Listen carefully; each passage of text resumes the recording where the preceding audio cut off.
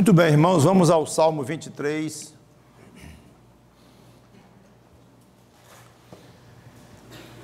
Salmo 23, vou ler o Salmo inteiro, como tenho feito, estamos já perto do final. Hoje vamos enfatizar a segunda parte do versículo 5, mas lendo todo, diz assim: O Senhor é o meu pastor, nada me faltará. Ele me faz repousar em pastos verdejantes, leva-me para junto das águas de descanso, refrigera-me a alma, guia-me pelas veredas da justiça, por amor do seu nome. Ainda que eu ande pelo vale da sombra da morte, não temerei mal nenhum, porque tu estás comigo. O teu bordão e o teu cajado me consolam. Preparas-me uma mesa na presença dos meus adversários. Unges-me a cabeça com óleo, o meu cálice transborda. Bondade e misericórdia certamente me seguirão todos os dias da minha vida, e habitarei na casa do Senhor para todo o sempre. Santo Deus, nosso bom Pai, pedimos tua bênção, tua orientação sobre o que vamos falar aqui, concentrando na questão da honra e da fartura com que tu tratas as tuas ovelhas. Obrigado porque somos ovelhas de Cristo. Em nome dele te pedimos e agradecemos. Amém. Eu já comentei na pregação passada a primeira parte do versículo 5. Preparas-me uma mesa na presença dos meus adversários, em que tudo indica que houve uma mudança de figura, não mais como uma ovelha, mas como um convidado especial do dono da casa, que ofereceu um banquete para ele, na presença inclusive dos adversários. Já expliquei esta parte, concentrando na ideia de honra. Agora, o final do versículo é bem sujeito a interpretações diferentes, por causa do verbo utilizado aqui, da palavra óleo. Unges-me a cabeça com óleo. A ideia agora é de fartura. A palavra traduzida aqui por ungir é a única vez que ela tem essa tradução, o verbo no hebraico. Ele é diferente do verbo hebraico geralmente usado quando se trata realmente de ungir, da maneira como nós conhecemos.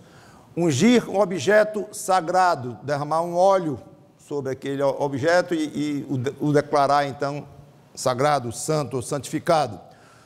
Ungir sacerdotes e profetas, muito comum, e reis, declarando-os aptos e aprovados por Deus para desempenharem aquela função. Era outra ideia de unção, ou de ungir.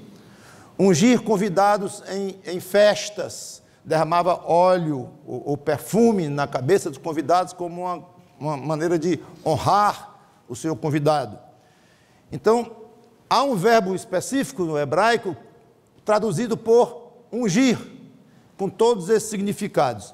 Aqui, não é um outro verbo que significa literalmente engordar, tornar gordo, e figuradamente o sentido de fartura. Vamos a Provérbios 13, versículo 4.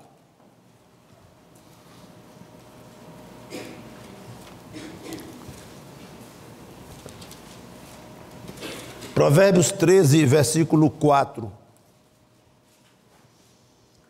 O preguiçoso deseja e nada tem, mas a alma dos diligentes se farta. Pronto, aqui está o verbo, ideia de fartura. Detalhe, na versão corrigida tem a engordar mesmo. Engorda. Provérbios 11, 25. A alma generosa prosperará. Pronto. O verbo prosperar significa, literalmente, é o mesmo verbo. Engordar. Na versão corrigida tem engordará, literalmente. Capítulo 15, versículo 30, a segunda parte.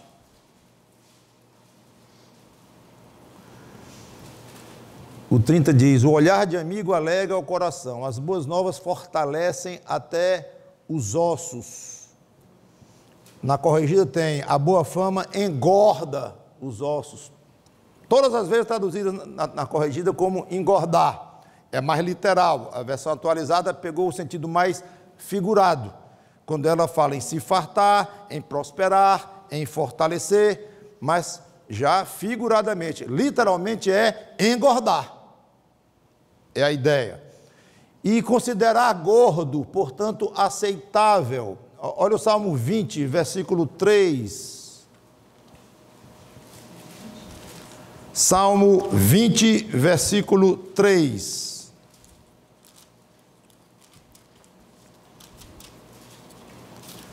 Lembre-se de todas as tuas ofertas de manjares e aceite os teus holocaustos. Esse aceite considere gordo, literalmente. Então, o aceitar aqui já é uma maneira figurada de interpretar o verbo literal, significa considerar gordo. Essa ideia de gordo e de gordura, nós vamos falar bastante aqui, já estamos falando, inclusive, pode parecer um pouco esquisito, ou muito esquisito para nós hoje. Estamos há 3.000 anos de provérbios, lá de Salomão, de Davi, estamos há 3.000 anos também, aproximadamente. Então, hoje a ideia de gordura, muito associada com saúde, excesso de gordura, ligado com doenças do coração, colesterol e tal, evite-se a gordura. Então, hoje, quando se pensa muito na ideia de gordura, é de uma maneira para deixar de lado, para não querer, para até abominar, muitas vezes, mas porque faz mal. É interessante. Não é porque deixou de ser gostoso, não é porque deixou de ser agradável ao apetite ou ao paladar, e uma comida gostosa continua sendo gordurosa. Pode ser doce, pode ser salgado, mas vai ter bastante gordura. Evitamos hoje por motivos diferentes, para a questão já de saúde. Mas deixando isso de lado, e com certeza essas passagens, essas ideias bíblicas aqui de gordura, deixava isso de lado, não estava preocupado com o aspecto de saúde, de mais longevidade ou menos, mas claramente a Bíblia se utiliza da ideia de gordura para significar, como vimos aqui inclusive em muitas outras passagens, a ideia de prazer, de coisa gostosa, de abundância.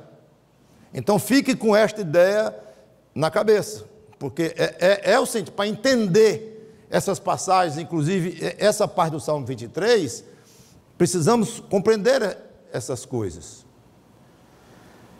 Como se fosse pouco, vem a palavra óleo, voltando para o Salmo 23. Unges minha cabeça com óleo. A palavra óleo, ela pode ser traduzida, a palavra hebraica lá, por unguento ou perfume, com a ideia correta de unges minha cabeça com óleo, a ideia de derramar perfume e tal. É que nós temos aqui a ideia. Ou óleo de árvore, tipo azeite, mas também significa gordura, literalmente.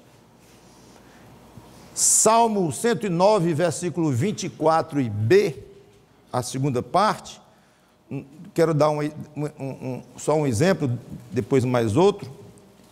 Salmo 109, 24 diz assim: de tanto jejuar, os joelhos me vacilam e de magreza vai mirrando a minha carne. Literalmente de falta de gordura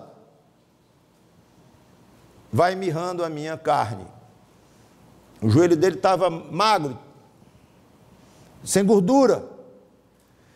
Isaías capítulo 25, versículo 26, e aqui encontramos uma ideia boa daquilo que eu disse, de que coisas gordurosas lembram fartura e coisas agradáveis, banquetes e coisas assim. Isaías 25 e 6. O Senhor dos Exércitos dará neste monte a todos os povos um banquete de coisas gordurosas. É a palavra traduzida lá no Salmo 23, unges minha cabeça com gordura, ou óleo, ou coisa gordurosa.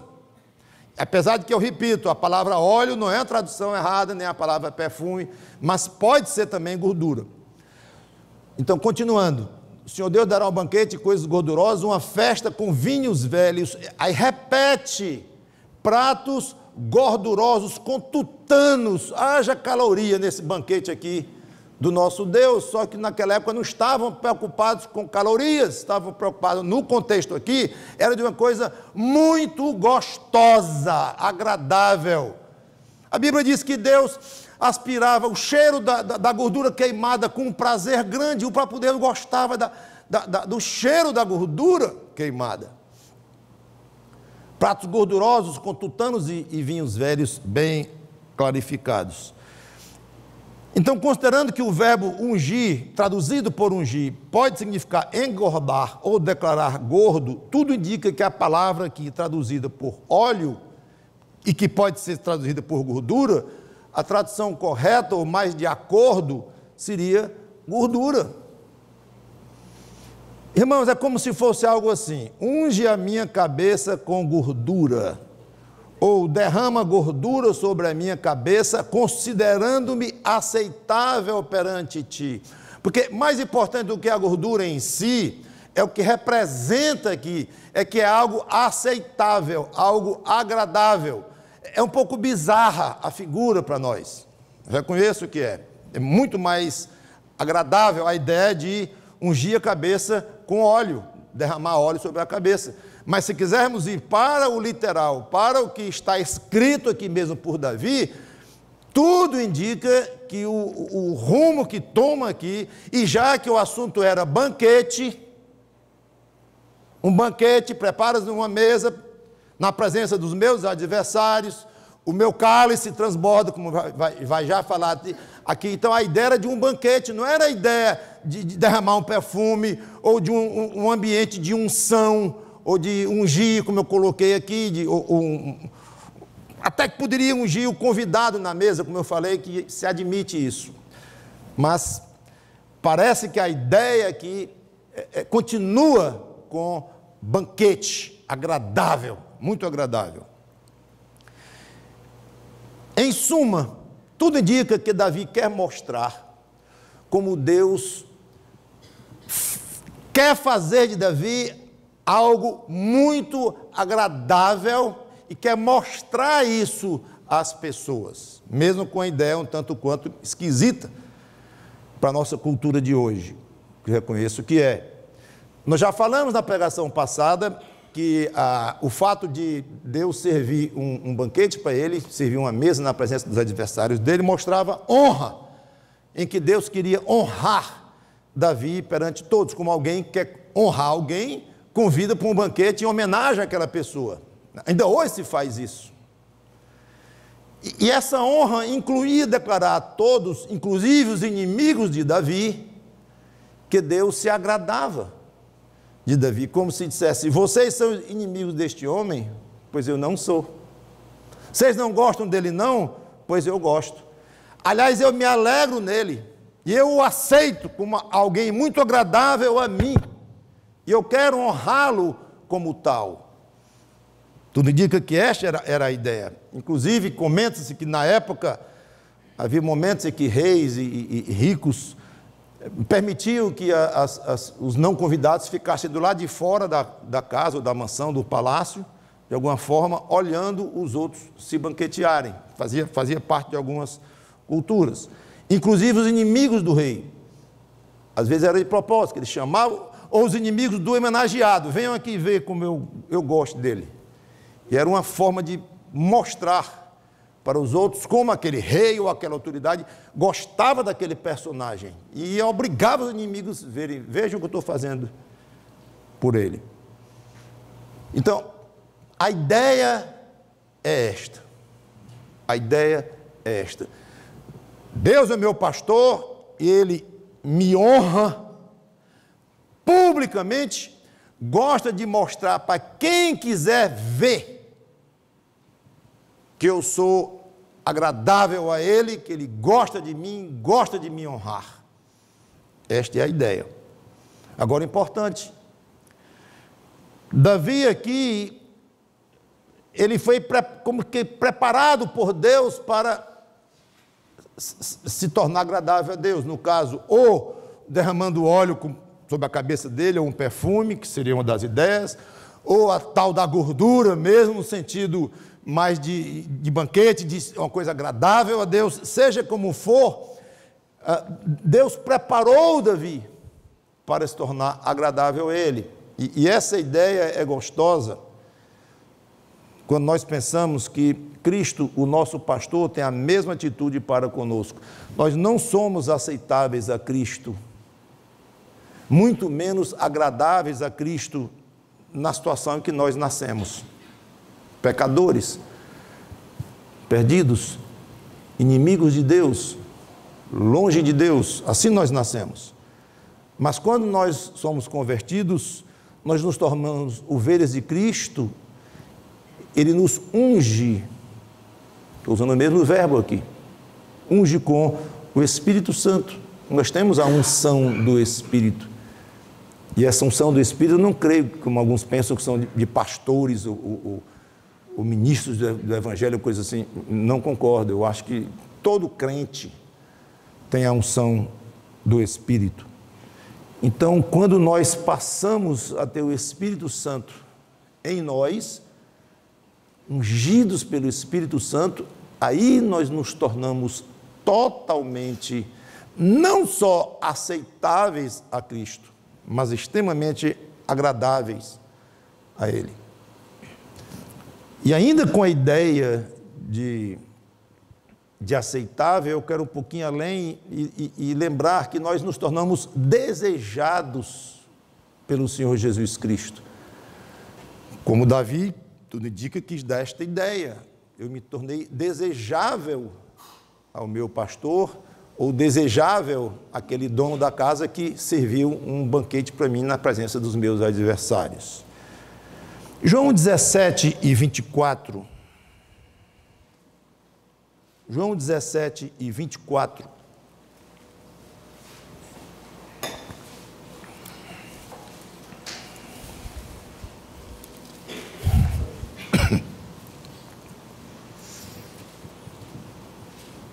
Há uma passagem que eu acho muito especial, porque Cristo abre o coração dele, revela uma vontade íntima. É impossível você conhecer a vontade de alguém lá do coração, se alguém não falar. Pode dar a entender pelo rosto, pelos olhos, por uma expressão qualquer. Você está com vontade de alguma coisa, ou você não está com vontade. Podemos desconfiar, mas podemos fingir também e enganar todo mundo. Então, coração é uma coisa lá de dentro que só vai, não sendo Deus, só vai revelando. Só podemos saber o coração do outro quando ele diz, claro, e diz com sinceridade: Pai, a minha vontade é... Aqui está grifada, eu acho que quase todas as versões que eu tenho da Bíblia está grifada essa passagem, que eu acho fantástica. A minha vontade é o que, Senhor? Diz, eu quero abrir meus ouvidos para ouvir bem o que é a tua vontade, o que é que tu queres. Diz aí, porque eu quero tanto te conhecer melhor. A minha vontade é que, onde eu estou, estejam também comigo os que me deste, para que vejam a minha glória que me conferiste, porque me amaste antes da fundação do mundo. Senhor, tu vai abrir o teu coração para dizer uma vontade muito especial que está lá dentro da tua alma, e essa vontade é que eu esteja presente. Tu desejas a minha simples presença. É muita honra. Eu não sei nem como reagir a isto. Aqui não fala do nosso serviço, do nosso dízimo, da nossa inteligência, da nossa presença. Eu só quero que aqueles que tu me deste estejam pertinho de mim. É o que eu quero. E ele explica por quê, para que nós vejamos a glória dele, e nós vamos vibrar com isso também, claro. Mas observe como nós nos tornamos desejados por ele, extremamente desejados. Nós nos tornamos a alegria dele. Lucas capítulo 15, versículos 4 e 5. Lucas 15, 4 e 5. Tudo isto é a ideia de Davi, que disse que Deus derramou óleo sobre a cabeça dele, ou perfume sobre a cabeça dele, ou gordura sobre a cabeça dele, já explicamos, mas sempre com o mesmo sentido, seja qual for a interpretação das palavras, de Davi se tornar muito agradável e aceitável a Deus. Este é o ponto. Lucas 15, 4 e 5. Qual dentre vós é o homem que é possuído 100 ovelhas? Olha só, o assunto aqui é ovelha, que legal. Salmo 23, pastor, ovelha. E perdendo uma delas, não deixa no deserto as 99 e vai em busca da que se perdeu até encontrá-la, achando-a, põe-na sobre os ombros, cheio de júbilo. E indo para casa, reúne os amigos e vizinhos, dizendo: alegrai-vos comigo, porque já achei a minha ovelha perdida. A alegria em nós, Cristo tem, é uma honra muito grande. Lá fala em banquete público. Um banquete público, digo, um banquete à vista de muita gente, até dos adversários. Davi estava todo honrado, porque Deus tratava ele assim. E a ovelha de Cristo, ela pode se dizer que está sendo homenageada pelo seu pastor à vista de todos, com honra, com fartura. À primeira vista, a ideia é não. Quem quiser ser fiel vai ser perseguido. Quem quiser ver a mim, tome a sua cruz e siga-me. Então a ideia é que não, é que tudo isso está reservado para o céu, quando então nós seremos visivelmente homenageados por Deus. Só tem um problema, é que lá no céu não vai ter adversário. Então, como é que fica? A ideia, parece que aqui tinha um gostinho especial para Davi, os adversários dele. Davi era meio irritado com os adversários dele, especialmente quando ele entendia que os adversários dele eram adversários de Deus também. Aí, pronto, haja imprecação de todo jeito, de toda ordem. Davi era brabo, duro. O adversário dele era um homem guerreiro, um homem valente. A época era mais bruta, ou sei lá, parece que era mais bruta do que hoje é tudo muito bruto também. Mas seja como for, Davi estava ali aceitável por Deus, na frente de muita gente e dos adversários. Parece que tinha um gostinho especial para ele, essa presença dos adversários. E nós? Eu acho o seguinte, não é muito visível a homenagem que Deus presta a nós publicamente. Para quem quiser ver, não. A primeira ideia que o próprio Cristo disse, que Deus não escolheu os mais ricos, os mais poderosos deste mundo, mas os mais humildes. Então, é assim mesmo. E muitas vezes pessoas modestas, muitas vezes pessoas simples ou perseguidas, alvo de deboche ou de perseguição explícita. Mas, quem quiser ver a vida de um crente fiel, quem quiser, e olhar, e aprofundar um pouco, e aumentar um pouquinho a lente para examinar, ele vai ver banquete naquela vida. Entendendo aí o que é banquete. Muitas vezes nós falamos assim, de fartura, banquete, coisa agradável, gostosa, a gente pensa logo na vida em coisa de dinheiro, de luxo, de conforto, e saúde, coisa assim. Não vamos por aí não. Se nós pegarmos o que Deus diz que é importante, como paz, como amor na família, amor nas relações, quietude de alma, se nós considerarmos estas coisas como gordurosas, no melhor sentido da palavra, ou seja, agradáveis, coisas fartas para a alma, podemos ver claramente,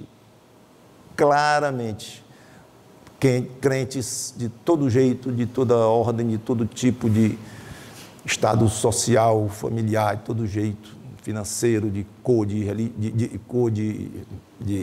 nacionalidade, de todo tipo, de qualquer época, mas vai ver banquete.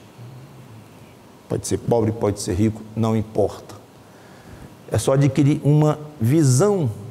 São coisas simples que, infelizmente, o mundo já perdeu há muito tempo a capacidade de medir riqueza ou medir fartura através destes dados.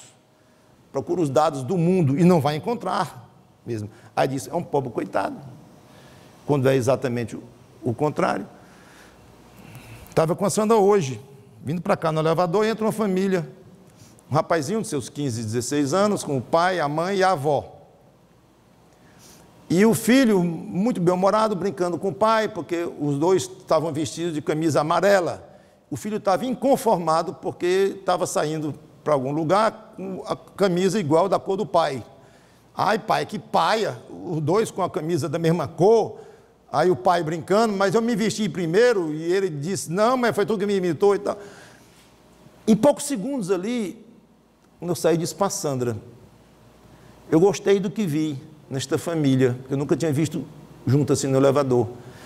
Pode parecer uma coisa tão tola, mas um brincando, o pai brincando com o filho adolescente, 15 anos, aquela idade, brincando levemente sobre a cor da camisa, que um se vestiu primeiro do que o outro. Eu disse, isso significa alguma coisa, é algo pequeno, mas nem toda família hoje tem o privilégio do pai poder brincar com o filho num momento sequer, especialmente em público, dentro do elevador, com tanta naturalidade, gracejo, como eu vi ali.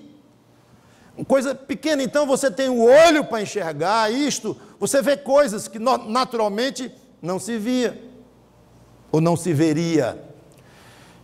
Então eu quero insistir na ideia do banquete, visível a quem quiser ver, que a ovelha de Cristo tem nesta vida aqui.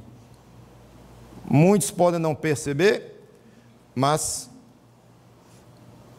tudo bem, se eu tiver uma vista belíssima do lado direito e eu olhar para o lado esquerdo, eu não vou ver a vista. Não vi porque eu não quis olhar, mas estava lá.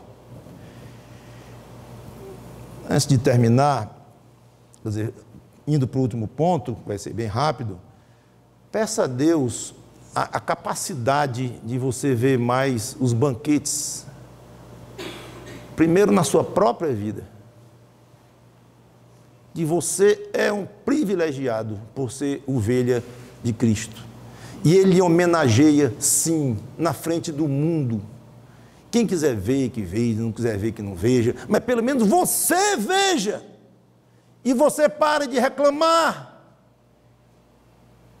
porque não tem aquilo com que o mundo se banqueteia, e você não tem, e mais aquilo, mas não é esse tipo de banquete que Ele está lhe propondo lhe dar, lhe fazer, mas de coisas belíssimas, tão gostosas como tutano, como gordura, como já falei, paz no coração, capacidade de perdoar. Você quer ver mais riqueza neste mundo que alguém que tem a capacidade de perdoar, que não alimenta o seu coração com fel, dia após dia após dia, pode estar andando num carro de ouro, mas o coração fechado, o coração travado e com ódio, com mágoa. Um dia eu estava conversando com a Sandra, um empresário grande aqui de automóvel e tal, e ele chorou quando falou do assunto mágoa.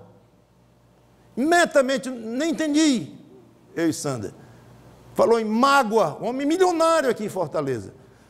E eu tinha sido enganado, que fui recentemente por uma pessoa aqui, de um carro que me enganou num carro, eu tive um prejuízo. E ele foi comentar, pastor, deve ser duro ser enganado, né? Eu disse, é. Aí os olhos dele se encheram de lágrimas. E mágoa é uma coisa ruim no coração, eu digo, A gente tem que lutar contra ela, né, meu amigo? Tem. Pois é, tá. E chorou. Coisa curiosa, não tinha intimidade comigo, nem nada. Cheio de carro lá para vender. Quando olha assim, um homem ricão, mora num apartamentaço e tal. Mágoa dentro. Ou pelo menos, coitado, lutando contra a mágoa. Não sei se você já tinha conseguido tirar, mas seja como for, aprenda a ver os banquetes que Deus tem lhe dado e procure ver no dos irmãos, porque isso lhe anima. Fico muito triste às vezes em pensar, eu acho que os crentes têm a capacidade pequena de perceber as verdadeiras riquezas uns dos outros, porque eles procuram tanto as coisas do mundo, tanto que não estão enxergando as riquezas que eles já têm e que os irmãos dele em Cristo têm. Não estão, porque se estivessem, estariam falando mais sobre essas riquezas, desejando mais essas riquezas, com os alvos mais ligados nestas riquezas, mas procuram tanto as riquezas daqui, igualzinhos do mundo, que eu digo, meu Deus, não estão entendendo não. Não estão enxergando não. Não estão conhecendo prazeres melhores do que esses prazeres que o mundo tem. Muitos deles pecaminosos, mas tiram até os pecaminosos prazeres muitas vezes fugazes, vazios, e que aqui os crentes procuram, quase como um não crente. Está com fome? Você não vai encher sua alma nunca com essas coisas daqui, meu amigo. Olha a sua mesa, o que o seu pastor já tem lhe dado. Eu quero encerrar. O meu cálice transborda. É como se Davi dissesse, o meu pastor me dá muito mais do que eu preciso, do que eu mereço, dá até sobrar, dá até derramar, eu tenho sustento, tenho descanso. Coisas do Salmo 23. Tenho sustento, tenho descanso, tenho orientação, tenho proteção, tenho consolo, tenho honra. E sou desejado por Cristo. O que é que eu quero mais? O que é que eu quero mais? Eu preparei para ler, mas não vou ler. Mas 5 coisas que nós temos e que o nosso pastor nos dá, nos banqueteia, especialmente se nós valorizamos e buscamos e o agradamos. Paz, alegria, alívio de alma, a verdade implantada no nosso coração e poder para vencer o pecado. Lá em Romanos 6, eu não vou ler as passagens, já quero encerrar, mas isso é banquete. O nosso cálice transborda de todas essas coisas, e o salmista lá em Salmo 116:13, eu não vou ler, mas fala da maravilha da salvação. Tudo isso nós podemos resumir na palavra salvação. O nosso cálice transborda, porque foi uma salvação muitíssimo mais rica do que nós merecemos, do que nós pensamos, do que nós pedimos, do que nós sonhamos que haveria possibilidade de existir. E essa salvação, nós ainda nem conhecemos o aspecto pleno dela, mas só o que nós já conhecemos aqui, mesmo de forma misturada com problemas e dificuldades, mas os banquetes estão aqui todos os dias para nós nos refestelarmos neles, em coisas espiritualmente muito gordurosas, muito agradáveis à nossa alma. E alma não tem colesterol alto. Pode alimentar de muita gordura espiritual a sua alma. Vamos orar. Obrigado, Senhor Deus, pela Tua palavra, que Teu Espírito Santo nos ajude a valorizar mais estas gorduras em nossa vida e o fato que Tu derramas até sobre nós mesmos, para que nos tornemos mais agradáveis a Ti. Muito obrigado, Senhor Jesus Cristo, nosso pastor. Amém.